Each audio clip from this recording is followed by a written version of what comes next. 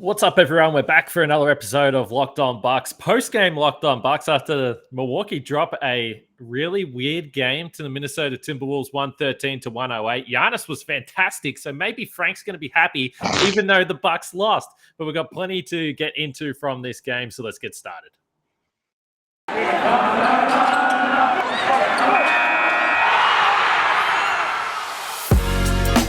You are Locked On Bucks, your daily Milwaukee Bucks podcast, part of the Locked On Podcast Network, your team every day.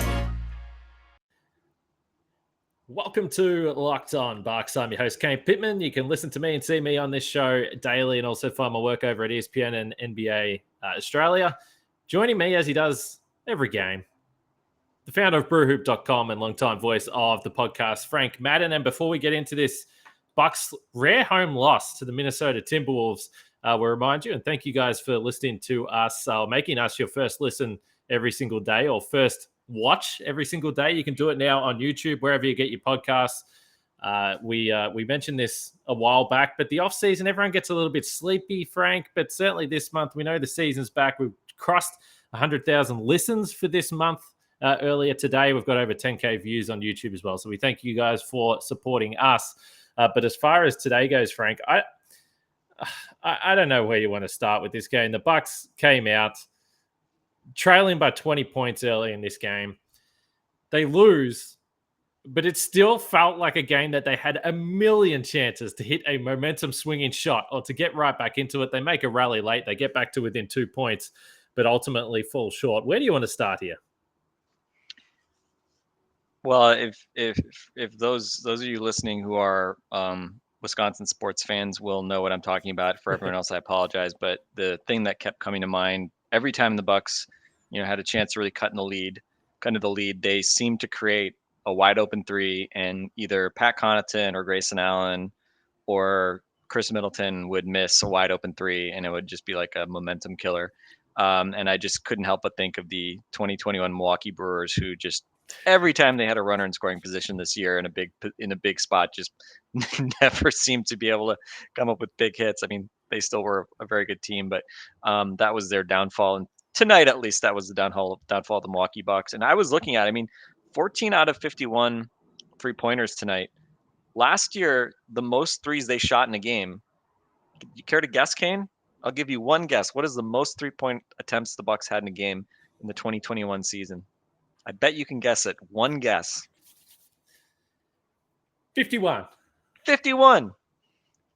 And can you guess the game in which they shot 51 threes? It was a game in which they should have shot a lot of threes. Can you guess which game they shot 51 threes last year? Well, I just want to make it clear. I'm surprised it was 51. You didn't tell me that, just to the listeners. I know, but I led the witness here. But I'm going to lead you a little bit further. In which game last season do you think the Bucks shot 51 threes?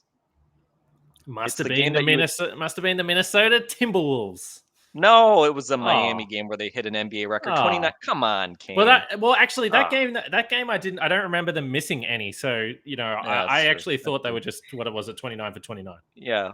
Arguably this is one of the worst 3-point shooting performances by this team. They hit 14, so it's kind of like, well, they hit 14 threes, right? It's not like they were like 5 for 30 or something, which that would have been a very like playoff 21 Bucks playoff type of number. But yeah, if you look at last year, their worst 3-point shooting performances, their 5th worst 3-point shooting performance, they also shot 27.5%, but they were 11 out of 40. So in this one, the volume was higher. And again, in all of the high volume games, they shot way better than they did tonight. So this was the if you look back at the last year, this was sort of that like worst combination of really high volume and poor 3-point percentage. And yeah, I'd be curious. We don't have the data yet on, proximity of defender, right? I'm really curious how many of those were wide open threes, because it just felt like they got wide open threes all game long and just couldn't hit them until like George Hill hit that corner three to make it what? Was that did he make it a 3-point game or a 6-point game? I think it was a 3-point game at that stage. It just felt like, oh, Bucks have a chance to cut in the lead with a big three. Brick. And I was shocked. It made sense that Chris Middleton's late corner shot was not a three because he couldn't hit threes aside from one very early in the game. Chris was bad tonight, and I think it sort of just underscores when you don't have Drew Holiday in particular, but you don't have Drew Holiday, you don't have Brook Lopez, your margin of error is just a lot lower offensively. And even Giannis scoring 40 points efficiently tonight. You look at the Bucks at the end of the game, 108 offensive rating. That's very bad by their standards. They turned it over. They only had 9 turnovers total, so they took care of the ball really well. And as much as it felt like the Timberwolves killed them on the offensive glass, it was basically just Jared Vanderbilt. Jared Vanderbilt had 6 offensive rebounds. Both teams had identical 25% offensive rebounds rates, which is fine. So the Bucks also made more free throws, a couple more free throws than the Wolves. So it really just came down to the fact that the Wolves were slightly more accurate from 3. They were 13 out of 45. They missed a ton of shots those last 3 quarters, and they were better inside the arc as well. 65%, which feels like a very Brook Lopez is not available type number when they shoot 65% from the field. So yeah, I mean, this is just one of those games. I think it's a type of game you see in the NBA where the kind of underdog team gets out to a big lead, and the quote unquote better team feels like, oh, we can come back, and they come back, and they can't get over the hump, and they expend a bunch of energy, and they can't get over the hump. And kudos to the Bucks for kind of grinding to the very end. I mean, the fact that this went down to the last minute, I was not expecting, to be honest, going into the fourth quarter, the way this team was playing. Just not a great effort from them tonight. But it just goes to show when Giannis is doing what he was doing tonight, you're going to have at least a puncher's chance. And ultimately, I don't know. I mean, I without Drew and Brook, it's kind of like, are there bad losses? We can debate that. But this was a dumb loss, I would say, because it just felt like the Bucks had, as you said, they had their chances and they just didn't take them. 3 for 17 from 3 combined from Chris and Pat. You spoke about those guys really struggling. Pat was actually 2 for 9 from 3. He was 0 for 7 from 3 after I tweeted that he might end up being one of the best stretch 5s in the NBA if he keeps shooting this well. They continually, I just can't, it makes me laugh every time when he gets announced as the starting center, Pat Connaughton, and then obviously knocked down a couple threes early and then struggled after that. It's funny that you say that they only had 9 turnovers. If you had have just asked me, I would have guessed that the number is a lot higher, because this was the thing. It wasn't just the missed shots as well, just fumbles, really, really fumbly. And they obviously didn't all contribute and count as turnovers, but they were just broken plays. There was a lot of broken offense. Just a really scratchy performance tonight. Giannis wasn't, though. 40 points, 16 rebounds, 7 assists, 3 blocks. I had a tweet during the game from a Bucks listener, because I tweeted out this photo here, and if you're watching on YouTube, you can see it. This was the play where Giannis drove into the paint. 4 Minnesota Timberwolves defenders jumped off the ground at the same time. It's an absolutely ridiculous photo. And then Giannis sort of twists in midair, lobs the ball off the glass, and then dunks the ball. And he's been doing this a lot lately. And one of the responses I got, and sometimes it's just a miss, and he's just quicker to follow up, and he'll get the bucket. And one of the responses that I got was, yeah, but when he misses those shots, it really hurts his efficiency. And I straight away thought of you. I said, is this like a burner account for Frank Madden right now? Because I would imagine that Frank would want him to just get that first shot, even though he pads the stats with the rebounds.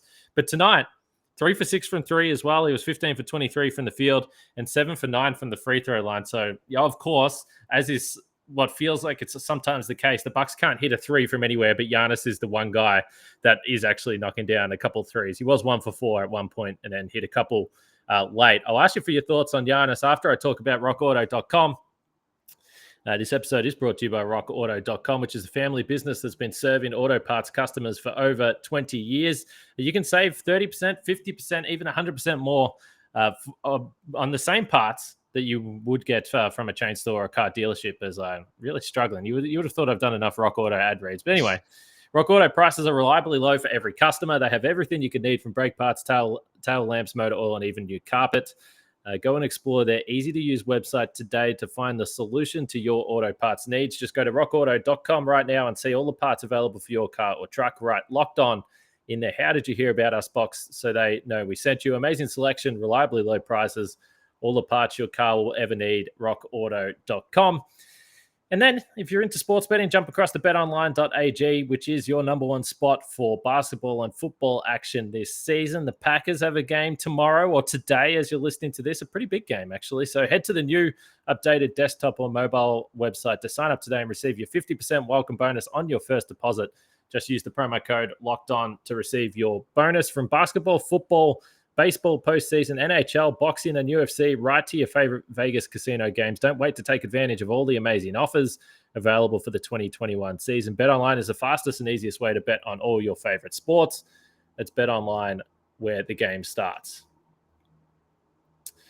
So off the top, I thank you guys for making Locked On Bucks your first listen of every day. After you're done listening to Locked On Bucks, I just mentioned the Packers have a big game today. Check out Peter Bukowski and the Locked On Packers podcast. He'll have a game there. I believe the Packers are going for 7 wins in a row. So check that out. Locked On Packers with Peter there, a part of the Locked On Podcast Network. So Giannis, what'd you take from tonight? It was funny, late in the game, he had those couple of possessions where he was just sitting at the scorer's table. He didn't check in. He was very, very clearly exhausted.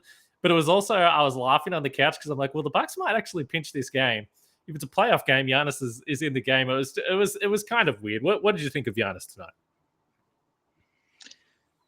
Yeah, I mean, 40 points on 23 shots, the 15 rebounds, 3 blocks. He's up to 2 blocks per game right now. And whenever I'm looking at his block numbers lately, I just think back to media day when he talked about, the way he was chasing the game in game 6 of the finals, kind of musing about doing more of that and chasing blocks and being more aggressive. I think it's a little different right now because, he's having to play center, right? And so he has to be more the center of the defense and protecting the paint. And he's not just kind of flying around kind of more opportunistically, coming off a guy, a stretch 4 that he's guarding in the corner or something like that. So just, I thought a couple really impressive blocks tonight.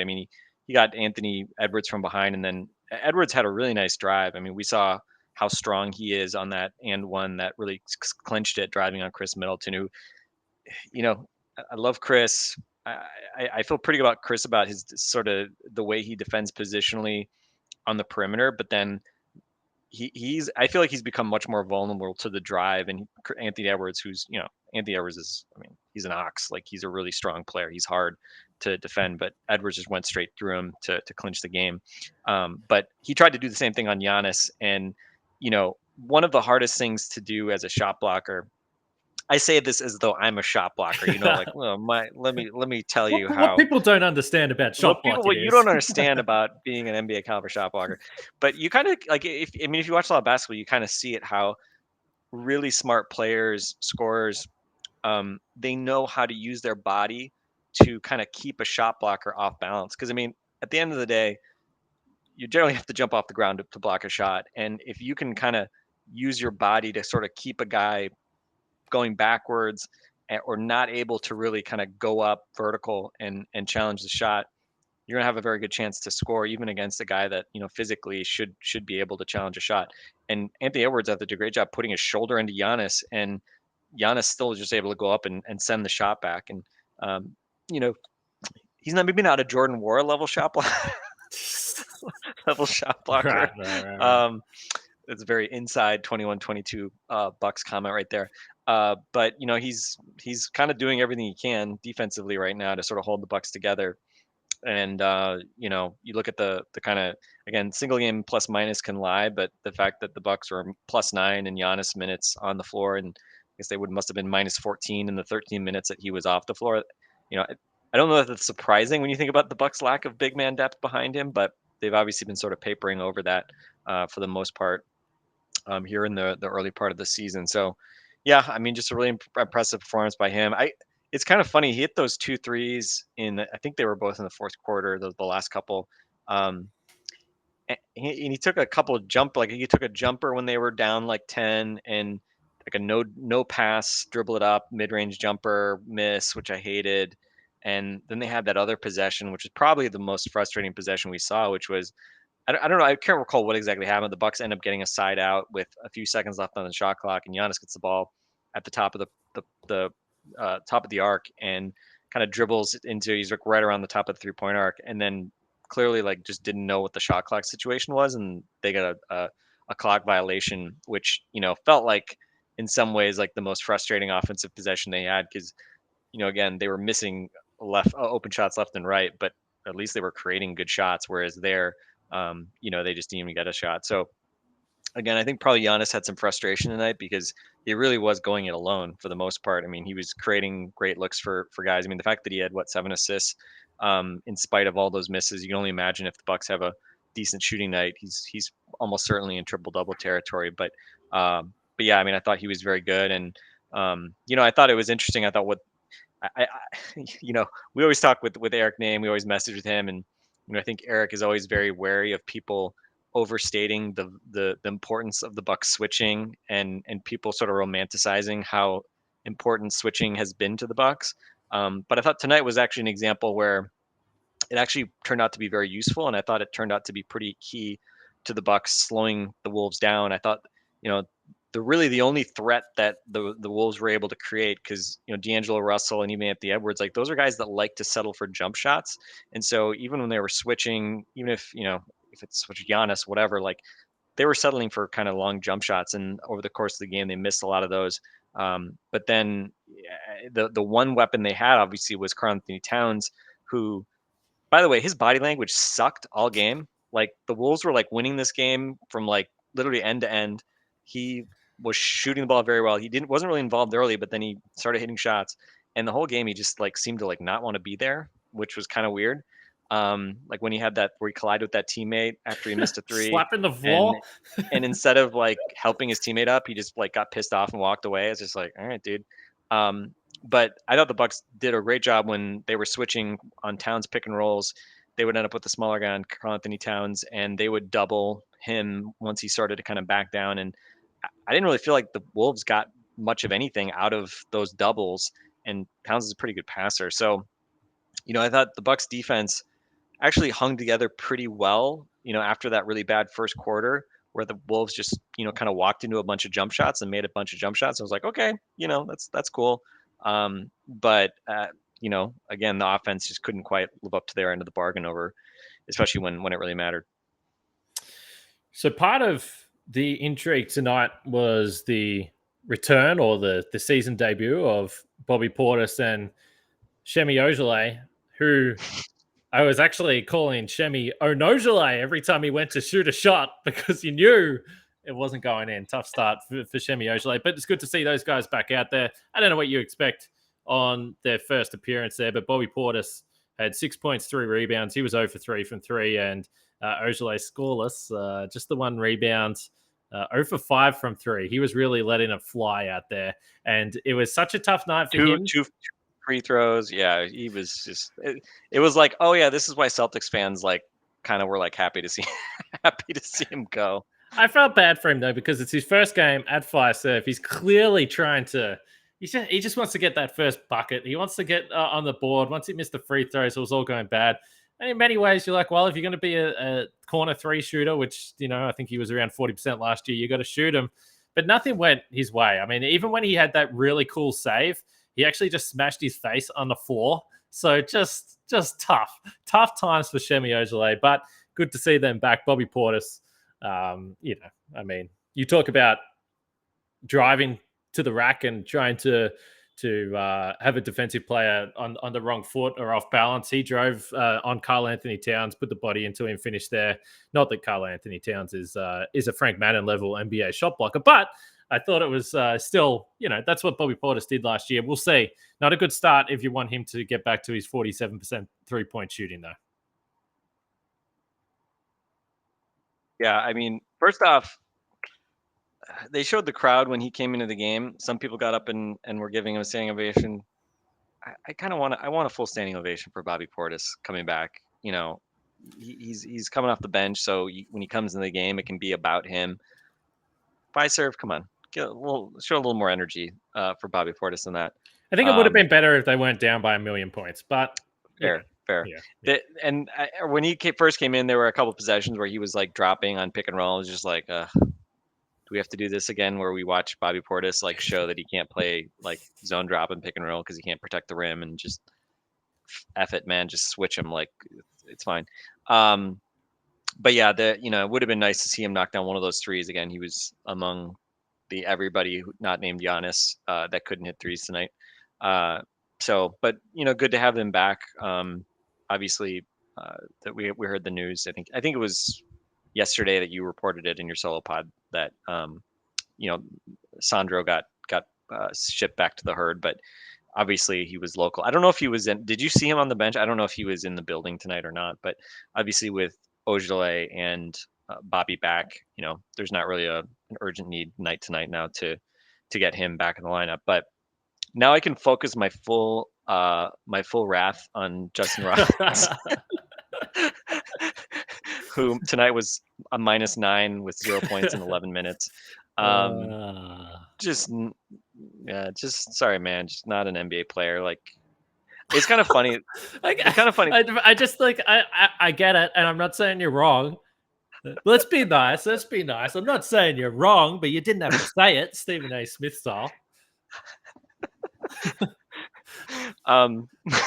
I was just measuring whether I wanted to even try and launch into a Stephen A. Smith. I'm sorry, he's not an NBA player whatsoever. But yeah, I mean, there's kind of like these two-way signings where you're kind of like, okay, they needed to get a dude who could start every night for the G League team, and that was sort of what I thought when they signed Justin Robbins. I was like, oh, okay, like they needed somebody that can just be a good steady piece for the herd, and he's been a good G League player in the past. But instead, he's been thrown into this fire of having to play, every night of the season so far. And yeah, I will be honest. I mean, even with Dante out, I did not expect that we would be a Drew Holiday injury away from Justin Robinson playing 10 plus minutes every night of the season. I think that's mainly because last year when Drew was out, they essentially just started Dante mostly at point guard, and then I think DJ eventually came in because they were struggling.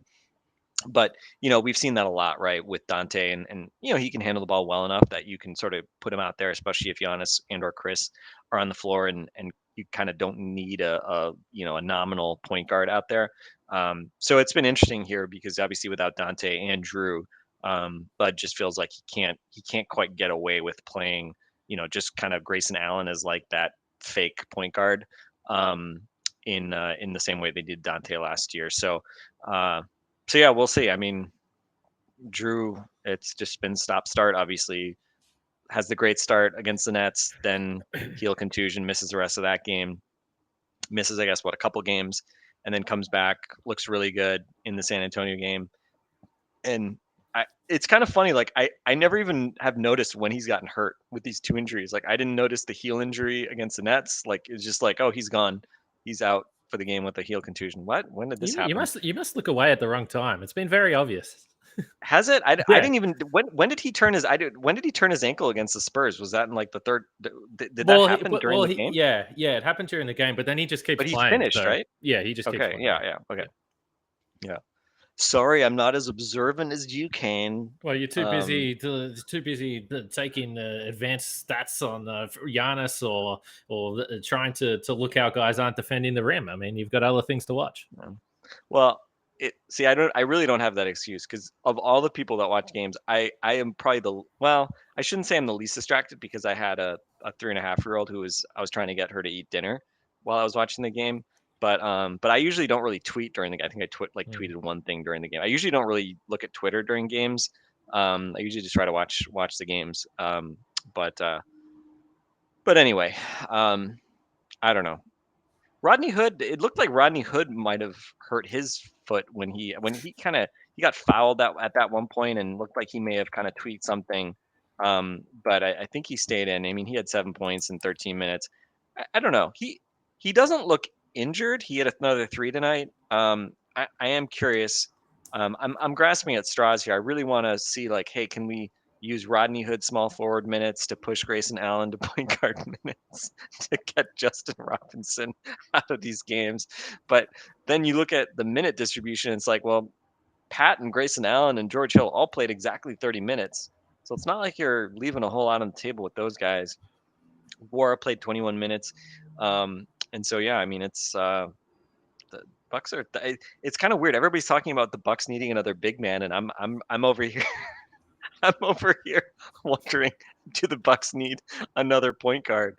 So I don't know. What's Jeff Teague doing? What's Jeff Teague doing these days? Anybody know? He would probably take a role, I would imagine. But you mentioned Rodney Hood. I am curious about Rodney Hood. It's his first real. It felt like his first real meaningful minutes. Obviously, played a little bit the other night, but playing those minutes tonight, even though it was only 13, I would have to assume that he'd be pretty hungry after this game. And then, if you are hungry, the best way that you can deal with that after you've just played an NBA game is just to get on Postmates. You can download the Postmates app. And they will help you out. With Postmates, you can get all your favorite foods from local restaurants in your neighborhood delivered. No leaving the house, and even better, no getting in the car or finding a damn parking spot, which is just impossible, particularly in Milwaukee, honestly. Finding a parking spot is it's impossible. So Postmates isn't just all about burritos and sushi, though. You can order things like toothpaste and phone chargers on demand, too. That's because places like Walgreens and 7-Eleven are also on Postmates. For a limited time, Postmates is giving our listeners a little something. New customers will get 50% off your first 5 orders of $50 or more when you use the code LOCKEDONNBA. That's code LOCKEDONNBA to get 50% off your first 5 orders of $50 or more. Max savings of $100 per order. Just download the Postmates app or sign up online. It's super easy. Offer is subject to change and taxes and fees that apply. Offer for 30 days. Order your food in with Postmates. It does say while you go out to get the food, but you'll still be sweating while you're eating. You'll still be sweating while doing other activities around the house. Sweat block wipes come in for a few weeks now. We've been talking about sweat block. These wipes for 7 days. These wipes, and it seems people have been listening. We have friends of Locked On who've tried Block and they love it. How about this story about the high school teacher? When he'd How about it? He'd pin out by 4th period. He'd hear the snickers and whispers. He'd hear the snickers and whispers from his students because they knew he stunk and he was to change into between classes. They're really showed exactly what's going on. About sweat block, he tried it, and he's no more snickers, no more second shirt required, which is very good to that guy. If you or someone you care dealing with excessive sweat block, get it today, 50% off at sweatblock.com with the promo code Locked On or at Amazon. So I obviously spoke about Sweatblock, spoke about Postmates, but I got to shout out a listener, brother Joshua, sent me a DM on Twitter and said that he just got his mix box of Built Bars delivered. Shout out to him. I'm sure he's very happy and very satisfied, listening to this podcast right now. But anyway, Rodney Hood. So I thought it was a little,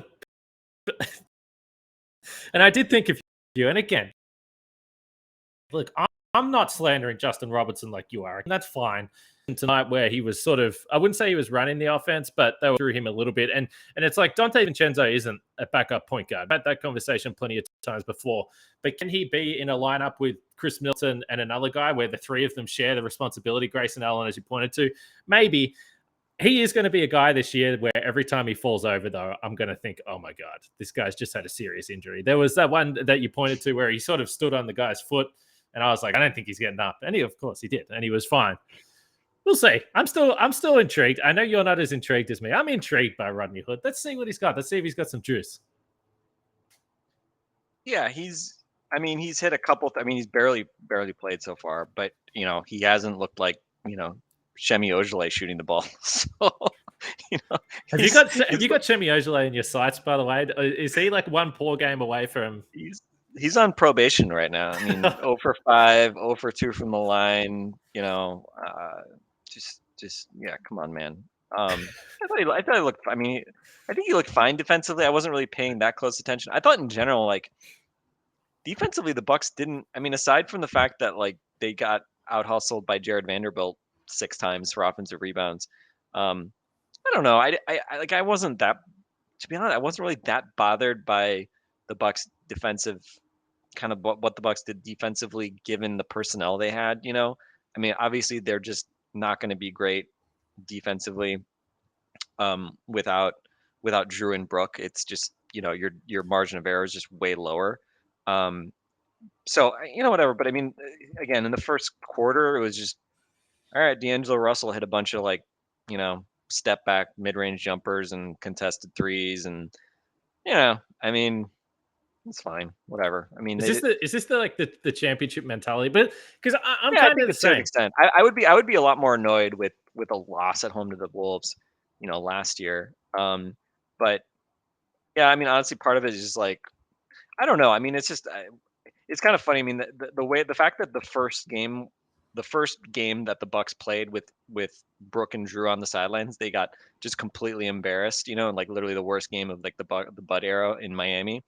So ever since that game, it's just like any game they win without those guys, I'm just like, wow, gravy, sweet. Yeah. So the fact that they scratched out 2 wins, which not surprisingly, Chris was very good in those 2 games. Giannis was solid in the San Antonio game by his standards, and very good in the Indiana game. And then tonight, Chris was just not where he needed to be. And again, just, and then people do just miss a bunch of shots, right? So I don't know. I mean, it's early in the season. I think it's like the preseason, we were just talking about, like, we'll just get through it. Don't, keep guys healthy, get through it.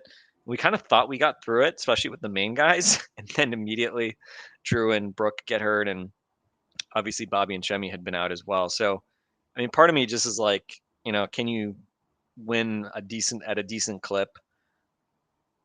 Can Giannis and Chris look like they're doing what they're doing? And then can you just sort of survive until you get, the rest of your starting 5 back? That's kind of my mentality right now. And I would say 100%, at the end of the day, it's just like, championship, it's like game 5 of the season. What are you going to do? And at a minimum, obviously, as you know, with me, Giannis scoring 40 and being just kind of unstoppable can wipe away a fair bit of frustration. So Pretty good fantasy line for Giannis tonight. But if you want to hear about what everyone else is doing around the league with their fantasy basketball, check out Josh Lloyd and the Locked On Fantasy Basketball podcast, wherever you get your podcasts, on YouTube as well. Yeah, it's a bit like that. It's hard for me. Again, I mean, like you pointed to, I think they were okay defensively tonight, for the most part. But again, it's when you're missing arguably the 2 most important players defensively for the way you're trying to structure up. Yes, the Giannis may be the most destructive defensive player, but your lead guard and obviously your big man, it's going to be really tough. Next game, San Antonio Spurs. It's always weird when you wrap up the season series. I'm not anticipating that it's going to be a Bucks Spurs final, so this will be the last time we see the San Antonio Spurs for a long time. They come into Fiserv Forum. The Bucks obviously beat them a few days ago. Pop loves Chris Middleton, loves Drew Holiday. Those guys have got a connection forever. It's fun. That's up on the Spurs. They did it to us for years and years. Game tomorrow, though, leading to the week, the Spurs.